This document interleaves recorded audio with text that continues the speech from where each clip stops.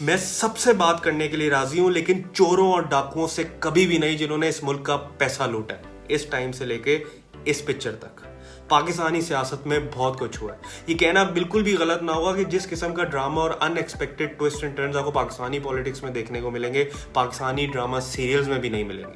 लेकिन इस सियासी ड्रामा सीरियल में इतना बड़ा ट्विस्ट कैसे आ गया?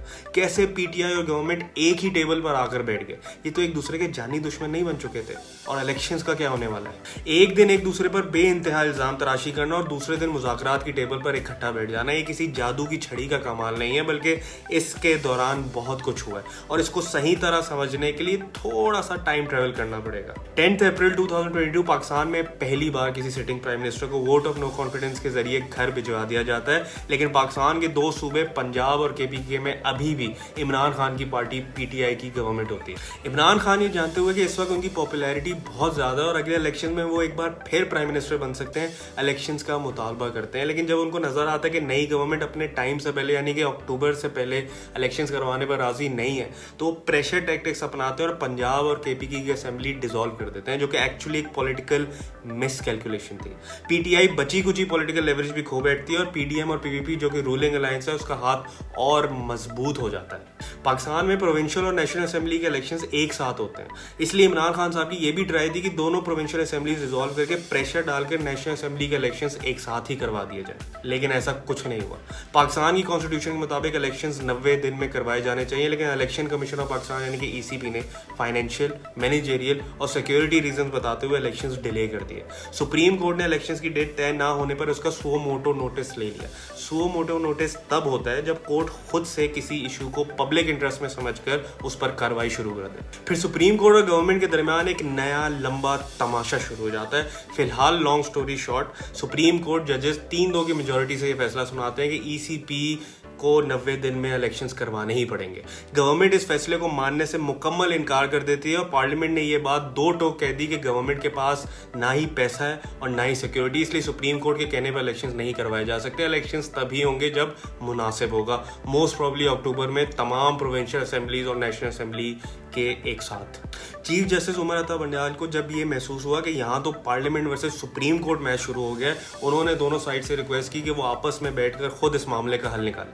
एक तरफ गवर्नमेंट पर प्रेशर था कि अगर ज्यादा फड्डा डाल लिया तो हुकूमत चलाना मजीद मुश्किल हो जाएगा, वैसे भी हालात अच्छे नहीं है, और साथ ही साथ सुप्रीम कोर्ट के हुक्म ना मानने पर कंटेम्प्ट चार्जेस में नाअहल होने के भी चांसेस मौजूद हैं। जबकि इमरान खान इस बात से अच्छी तरह वाकिफ थे कि गवर्नमेंट इलेक्शन करवाने के मूड में बिल्कुल भी नहीं है, तो शायद उनसे मुज़ाकरात कर लें तो एटलीस्ट अक्टूबर से पहले इलेक्शंस की डेट मिल जाए और इलेक्शंस मौजूदा चीफ जस्टिस के अंडर ही हो।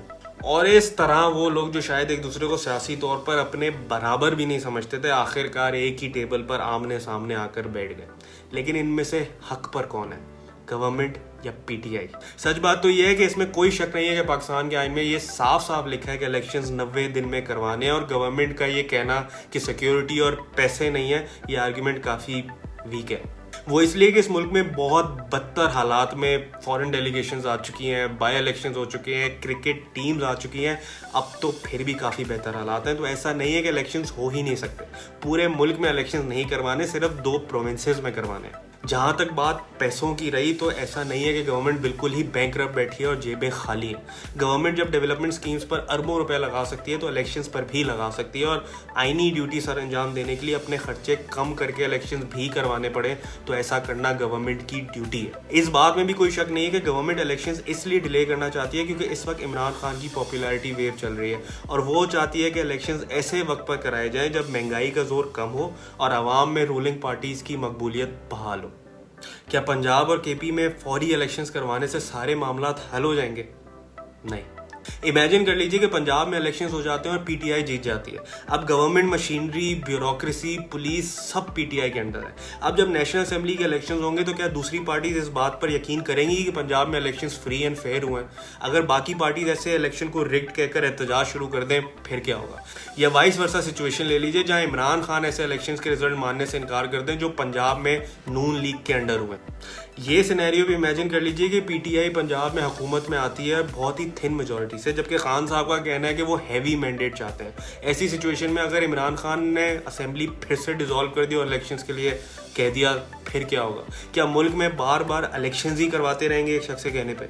और फिर ये भी कि पंजाब और केपीके में असेंबली डिसॉल्व करना सिर्फ एक शख्स का डिसीजन था, इमरान खान। ऐसा नहीं था कि पंजाब में कोई अवामी रेफरेंडम हुआ और अवामी राय से कहा गया कि असेंबली डिसॉल्व कर दें, या बेइंतहा पब्लिक प्रेशर था ऐसा करने के लिए। क्या इस मुल्क में ऐसा प्रेसिडेंट सेट होना चाहिए कि एक पार्टी लीडर का जब दिल करे वो असेंबली तोड़कर घर चला जाए? अवाम की क्या गलती है इसमें, जिन्होंने वोट देके उन्हें असेंबली भेजा था? वो बार बार सारे काम छोड़कर वोट ही करती रहे। आइन में ये तो लिखा है कि 90 दिन में इलेक्शंस होने चाहिए, लेकिन ऐसा कुछ नहीं लिखा कि अगर 90 दिन में इलेक्शंस ना हुए तो फिर क्या होगा। क्या ये कहना गलत होगा कि असेंबली डिसॉल्व करना इमरान खान का पॉलिटिकल ब्लंडर था और अब उनको उसके नताइज भी भुगतने पड़ेंगे? फिलहाल पीटीआई और गवर्नमेंट के दरमियान मुज़ाकरात में कोई पेशरफ होते हुए नजर नहीं आ रही, और सच बात यह है कि पीटीआई इस मामले में बैकफुट पर है, क्योंकि मुल्क के किसी सूबे में उनकी हुकूमत नहीं है, इसलिए नेगोशिएटिंग पावर भी इतनी नहीं है। मेरी राय में तमाम इलेक्शंस एक साथ ही होने चाहिए, बेशक अक्टूबर से थोड़ा पहले हो जाए, जुलाई, अगस्त या मे बी सितंबर में। आपकी क्या राय है? कमेंट्स में ज़रूर बताइएगा और इस चैनल को सब्सक्राइब ज़रूर कीजिएगा। Thank you.